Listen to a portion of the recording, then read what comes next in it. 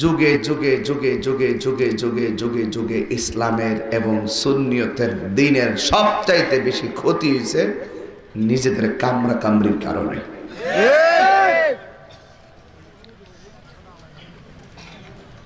এই কামরা কামড়ি বন্ধ করেন। যেদিন দেখছিলাম ডোনাল্ড ট্রাম্প তার স্ত্রীকে নিয়ে আইসা খানায় কাবার চতুর্দিকে জুতা ফইরা ঘোরাফেরা করে, ওই দিনই মনে করছিলাম মুসলমানদের যা আছেন সব শেষ। কারণ সৌদি আরবের বাদশাহ ডোনাল্ড ট্রাম্পের কাছে বিয়া হয়েছে।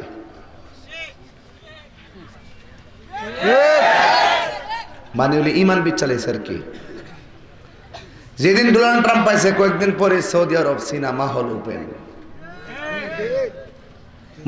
মহিলাদের ড্রাইভিং, বিভিন্ন প্রতিমা টতিমা ইত্যাদি ইত্যাদি।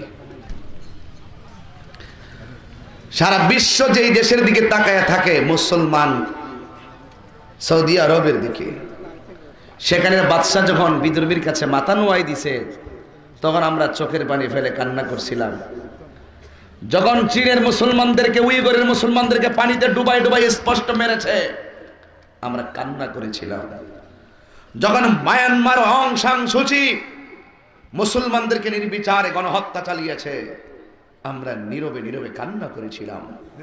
যখন ভারতের বাবরি মসজিদ ভেঙে সেখানে রাম মন্দির স্থাপন করা হয়েছিল আমরা নীরবে নীরবে কান্না করেছিলাম। কোনো উপায় ছিল না আমাদের। ঠিক ওই মুহূর্তে আমার আল্লাহ করুণার মহামারী দিয়া সারা বিশ্বকে স্তব্ধ করে দিয়েছে। কি বুঝলেন? জুলুম যারা করে ওরা থাকতে পারে না। জালেম ধ্বংস হয় মজলুমের বদদুয়ায়। ঠিক কিনা বলেন?